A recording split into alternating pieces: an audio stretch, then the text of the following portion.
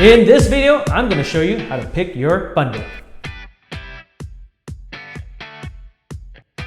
What's up guys, Praveen Shah, once again, Special Occasion DJ Lighting, Southern California's #1 South Asian DJ and lighting company. What are we going to talk about today? We're going to talk about your wedding ceremony, more specifically, the Pandit.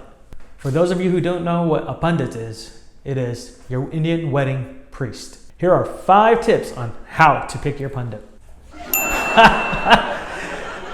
Always find a Pandit who's funny.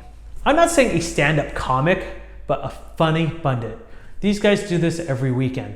They should know the difference between being a monotone Pandit or somebody who actually can crack jokes once in a while. Find somebody who has a sense of humor and knows what they're doing, because that way your guests won't fall asleep. Number 2, guys, find somebody who is traditional. Now I know that sounds a little weird. Wait, Praveen, what do you mean find somebody traditional? They're a Pandit, they should be traditional. Not necessarily. What I mean by that is find somebody who is doing this on a weekly basis, maybe even multiple times a week, not just once a month. A part-time Pandit may not be as well read as a full-time Pandit. So guys, make sure you find somebody traditional.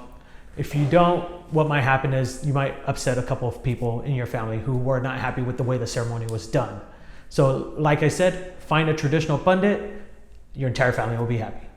The next item I'd like to talk to you about is making sure your Pandit is multilingual.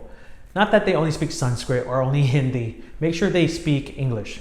Yes, you know, all your family who's coming from overseas, yeah, they speak the language. But your friends who are from here, the non-Indian guys, they don't understand what's going on. Yes, we have that little piece of paper that we give everybody to read and follow along. So when your priest is multilingual and he speaks either Sanskrit along with English, he will be able to keep the audience captive and make sure that they are actually paying attention versus conversing with each other.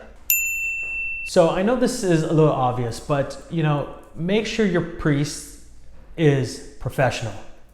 What do I mean by that? You got to make sure that they will be there on time, that they will give you a list of everything that they need in advance, and they're not going to be asking stuff from you the day of. You already have a lot of other things to do, so does your immediate family.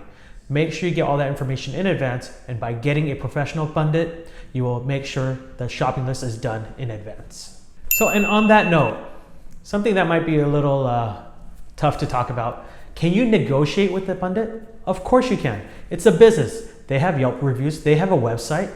So this is what you can do. I'll give you an example. We have Pandits who we work with who say, no, you don't have to worry about paying me, just give a donation to my temple.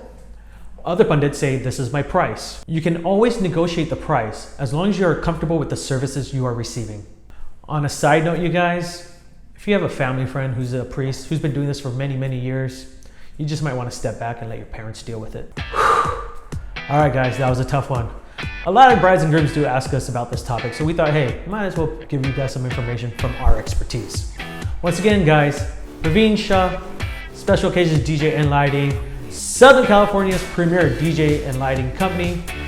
Click on the blog, like it, subscribe, sodjla.com. Questions and comments below.